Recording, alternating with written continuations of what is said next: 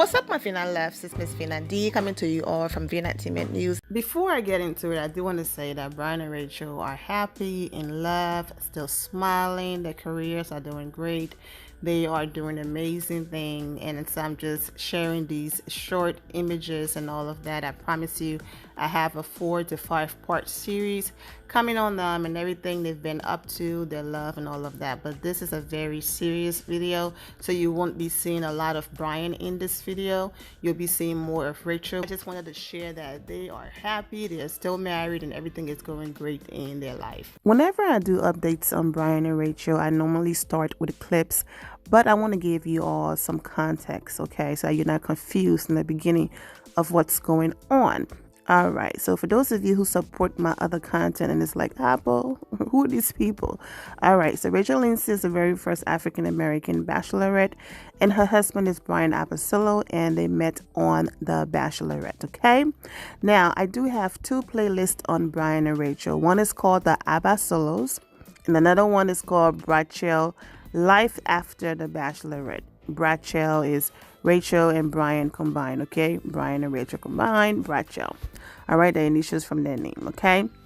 You can go there and see all of the videos and get updates and all of that. So when I normally do updates on Brian and Rachel, it's about, you know, their life and their love and date nights and all of these amazing things that they've been doing together, and give you guys like a very loving and, you know, just amazing update. So after a few months of not posting them, this is not how I intended to, you know, come back and talk about them.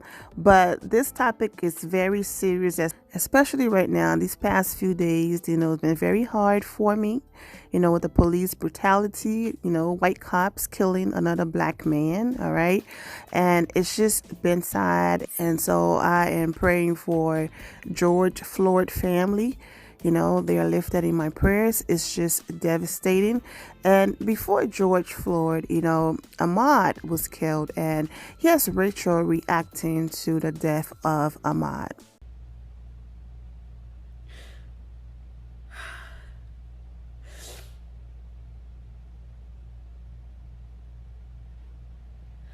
I'm so upset. I don't even know where to start.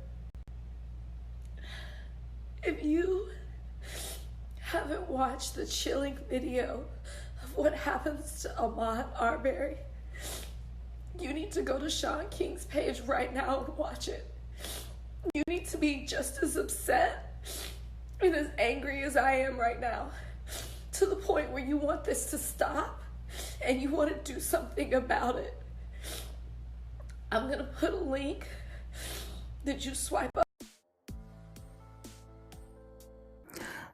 Rachel, thank you so much for using your platform, okay? Now, all of the beautiful clips of just Brian and Rachel love that I've put together, a 4 to 5 part series, those will be posted after this one.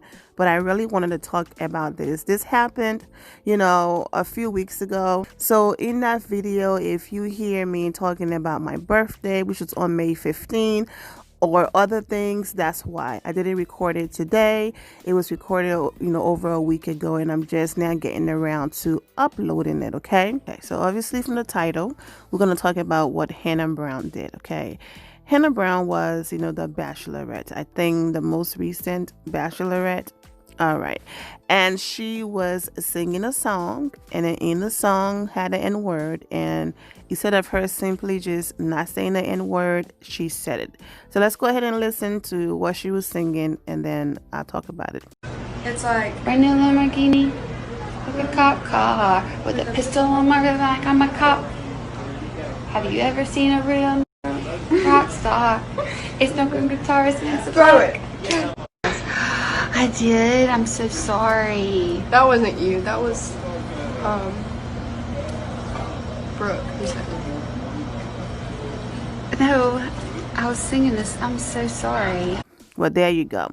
All right. So when people pointed out that she just said the N-word and, you know, that wasn't cool, she put the blame, or whoever in the background put the blame on her brother. And then with laughter on her face, a nervous laughter, said, you know, oh, I'm sorry. You know, she didn't think it was a big deal and all of that. All right. So now here's Rachel Lindsay basically explaining to Hannah why it's a big deal. But before I get into that, let me just give you another backstory. Rachel called Hannah privately. They had a conversation. Rachel, explained to her, why she was hurt, by Hannah using the word and all of that, right? And Hannah then said that, I'm going to go on Instagram. I'm going to go on Instagram Live and I'm going to use my platform to, raise awareness and apologize and all of that. And I'll go on Instagram Live and then I will bring you in. Now, Richard said this on Nick podcast, okay? Nick was The Bachelor, and that was the season Rachel Lindsay was on. And then after that season, she became the first African-American bachelorette, okay? So if you go to Nick's podcast page, you can see the episode with Rachel Lindsay explaining all of this, okay? Rachel said that she waited for hours and, text messages and phone calls, and Hannah kept saying, I'm going to do it. Hannah also said that releasing a statement, wasn't sincere, and she feels like if she got on video and said the N-word, okay, then she can get on video and apologize. All right. So after waiting, Hannah never got on Instagram Live, and then she posted her apology in her Instagram story that lasts for 24 hours and disappeared. And it looks like her publicist did this, okay? She was nervous of the comments and, what would happen if she comes on Instagram Live. So that upset Rachel because Hannah did not, keep her end of the bargain. So this is Rachel talking about what Hannah did.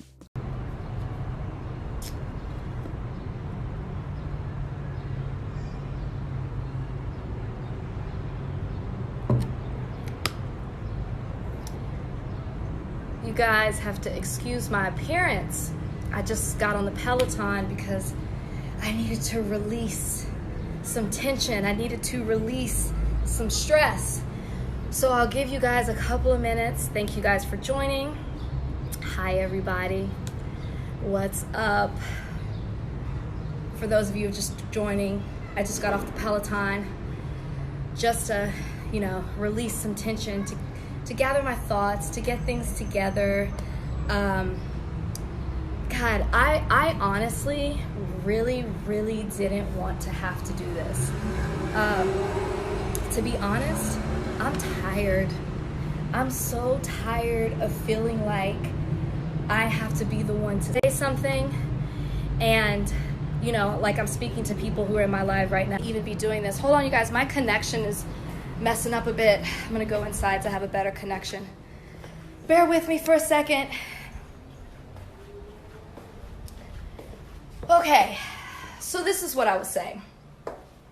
Sorry, I'm a little winded. I just got off the Peloton. Okay, so I hate that I have to do this. I never wanted to speak on this. I never wanted to say anything. I'm honestly tired of feeling like I have to be the one to speak because other people won't. I feel like people always think that I have something to say, but the reason that I do is because most people don't say anything. And the reason I also feel like I have to do it is because I'm personally offended by what was done, and why would I not use it as an opportunity to speak on it? So to start from the beginning, last night when everything popped off, I didn't see it, but I woke up to a bunch of messages today basically telling me what happened. So I tried to do something a little different. I thought instead of me dragging her, which is what people wanted me to do, and I'm not necessarily in the business of that, I thought, you know what? Let me just pull a verse out of the Bible. The Bible says in Matthew 18:15 that when you feel offended, you should go to that person and let them know that they offended you. So I did that. I thought, you know what? Let me just speak to the person directly and let them know how I'm feeling. It's not an opportunity to call somebody out. It's not necessarily an opportunity to drag someone. It's an opportunity to maybe educate them, to speak to them about how you were personally upset about it. So that's exactly what I did. Never with the intention to come do an Instagram live, never with the intention to call someone out. I thought, let me challenge this person to use their platform, because last night it was used in a different way. So let me challenge them to use it in a better way, right? Maybe it was a mistake. Maybe they didn't realize the intention behind it. So let me give them opportunity to now use their platform to correct that mistake. I am personally hurt and offended that I gave somebody the opportunity to do that and it wasn't done. Now, I understand that an apology was made, but when I know what could have been done, when I know what I challenged someone to do, they refused to do it, or they did not do it. I should put it that way. They did not do it. So I felt like I'll use my platform to do it, because, you know, it's easy to make a statement. It's easy to hide behind words, but when you're bold enough to say the N-word on camera, on your platform, let me just say, when you're bold enough to say the word nigger on your platform, then you need to be bold enough to use your face and you're on camera and apologize in the same way that you said the word. Like, I'm not discrediting the apology. I'm just saying that we can't give people a pass for this. We have to hold people accountable for what they're doing. And I am so disheartened and upset by the people who are now in my comments, with the people who are in my DMs telling me to take it easy, or telling me that, oh, she apologized to brush it off. Those are the same people who don't look like me, who aren't personally offended by that word. You should feel disgusted when you say that word. You should feel uncomfortable. And I guess my question would be, if I was standing right next to you and you were singing along for a song, would you say that word? Probably not. And I feel like the reason that people feel like they can say the word, oh, it's okay because somebody says it in a song. Let me give you a little history on that word. That word has so much weight and history behind it.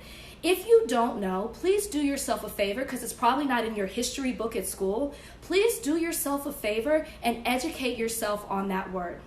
That word was used as a word to use it as hate, to use it to injure people, to use it to make people feel inferior. And it is still being used in certain communities to spew hate. That is the history of that word. That word was used to make Black people feel less than. It was used to make them feel inferior. And every time you use that word and you aren't Black, you give that word power. And that is why that is wrong. I don't care if you're singing it along to it in a song. You hear the argument that rappers and other people use it in a song because they are taking power back over a word that was used against them. The same way that James Brown used the song "Say It Loud, I'm Black and I'm Proud." He was making people feel proud that they were Black. It is not an excuse for you to now take the word when it has so much hate and history behind it and say it, especially on a public platform, and empower other people to feel comfortable enough to use the word. I was talking to a friend today and they made this comment. The word bitch used to be a word that nobody could use, right? It was so vile to use that against a woman. And then women started to take power back over the word, and they call each other, hey bitch, what's up bitch? They say it all the time. If a man went around calling a woman a bitch, we would be all up in arms, because it is not okay for him to do that. You see women doing that because they're taking power back in the word. That is what the argument is for rappers that use it in a song. Non-Black people should not feel okay saying that word. I repeat, non-Black people should not feel okay about saying the word nigger. It's wrong. You wouldn't say it on TV. You wouldn't say it on the radio. You wouldn't say it in front of your Black friend. And if the reason that you wouldn't say that is because you feel uncomfortable, then maybe you shouldn't say it in private around your other friends either. Maybe you shouldn't sing along with it to a song. I guess I'm so upset that I have to come here and do it, because it shouldn't be my platform to use it. My followers, they know what I'm about. They know what I stand for. It should be the person who said it using their platform. And I guess my whole purpose in doing this is, one, to educate people on the word, but at the same time, to encourage you guys to hold people accountable. If you feel wronged, if you feel someone offended you, you don't give them a pass. You hold them accountable for what it is that they did. And that's exactly what I tried to do today. And if you're going to praise someone for being open and sincere and being honest and being so upfront and bold and speaking out, then you have to hold them accountable when they don't do it over a controversial situation when it's controversy that they caused. Think about that for a second. Anyways, I'm saddened that I had to do that today. It never was my intention. I didn't want to do it. I just want to encourage everybody to be better, to do better. And with that, good night.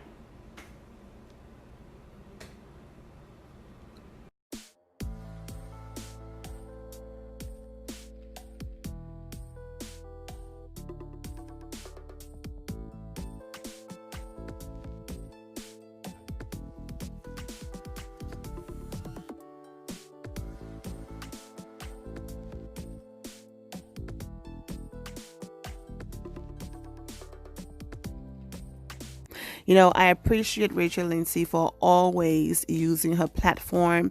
I have witnessed like a lot of racism when it comes to what she did, and then even black people jumping on her.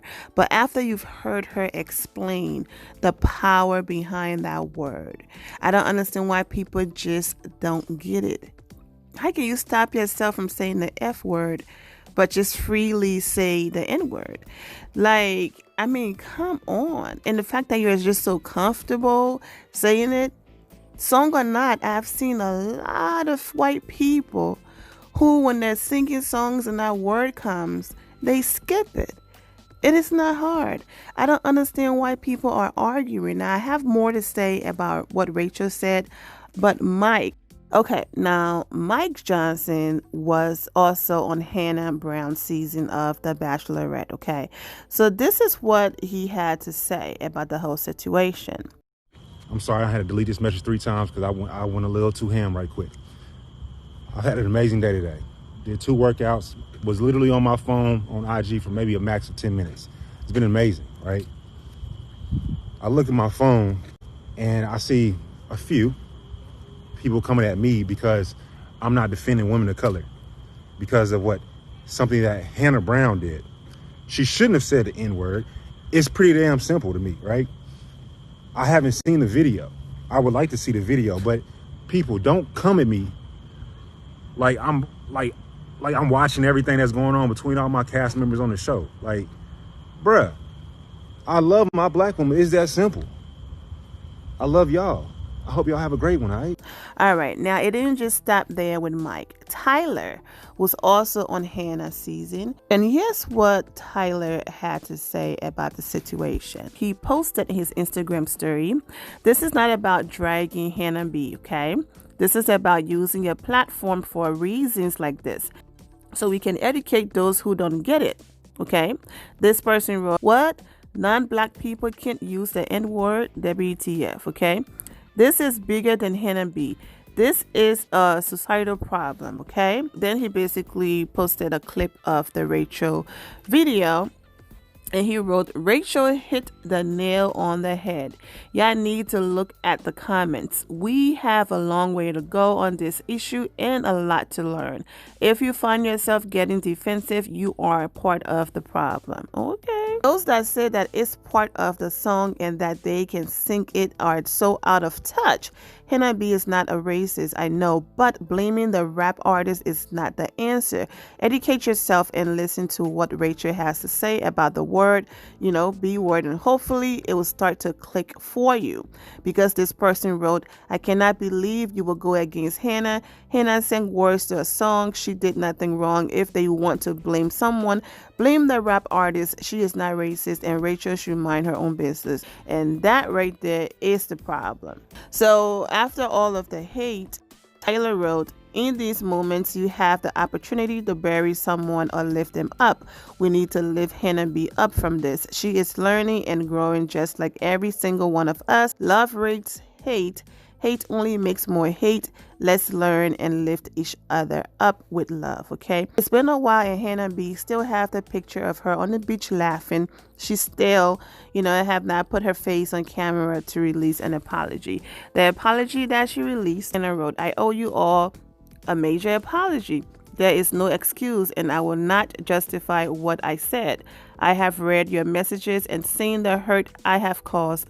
I own it all. I am terribly sorry and know that whether in public or private, this language is unacceptable. I promise to do better, okay? Rachel explaining even in a deeper way on Nick's podcast why the word shouldn't be used is even more, powerful. So the link is in the description below for you to hear the podcast of how Rachel really explained, and educate Nick's audience and Nick himself. The Rachel girl, congratulations on everything that you're doing. That's going to be in the other videos I'm going to upload.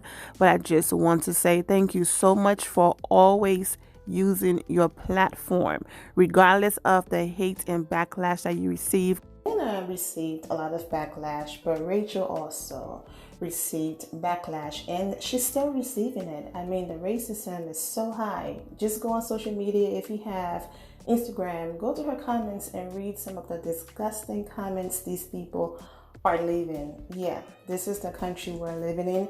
This is the times we're living in. I mean, I just talked about George Floyd at the beginning of the video, Ahmaud, Breonna Taylor. All of those things happened recently. So once again, shout out to Rachel for always using her platform. I say congratulations to Rachel and everything that she got going on. I also have to congratulate her husband, Lindsay-Abasolo, for everything he got going on. For those of you who are not aware, Rachel Lindsay is an attorney, all right, a sportscaster, an entertainment news reporter. She's also the host and co-host for 2 successful podcasts. She's had her MTV show. Like, she's really doing her thing. So this is not just, a cute girl on The Bachelor, The Bachelorette. She's a very highly intelligent, successful Black woman, okay?